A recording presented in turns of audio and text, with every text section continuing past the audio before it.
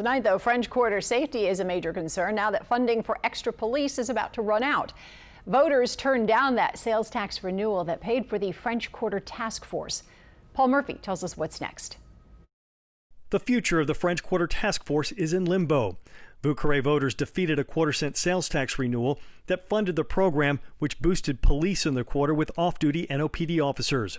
Money for the so-called blue light patrols runs out at the end of the year. We know that supplemental security is critical for the quarter, and so, we are really trying to figure out what that path forward looks like. New Orleans Director of Strategic Initiatives Joshua Cox says a few things need to happen before the measure can go back on the ballot for another vote.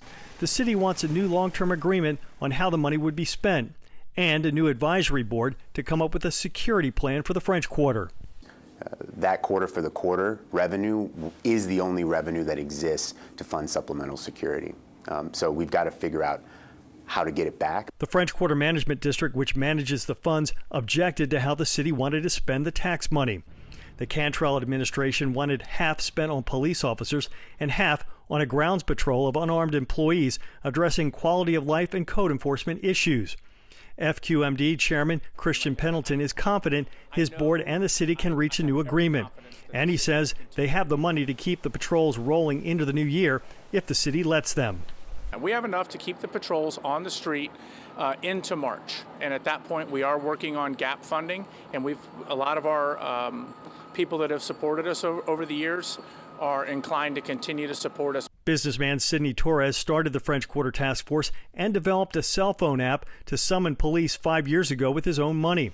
He's now hoping to broker a deal that keeps extra patrols on the streets long term. So I'm not going to be vindictive and turn the app off or take my assets back on my cars and all that. I'm willing to leave all that in place to try to get something done between now and the time that the vote happens. While there are fundamental differences on how the quarter for the quarter sales tax should be used, all of the parties appear to agree on one thing: the need for a safer French Quarter. Paul Murphy, Eyewitness News. So the city does hope to move forward with the French Quarter sales tax effort before April. The earliest a renewal proposal can appear again on the ballot.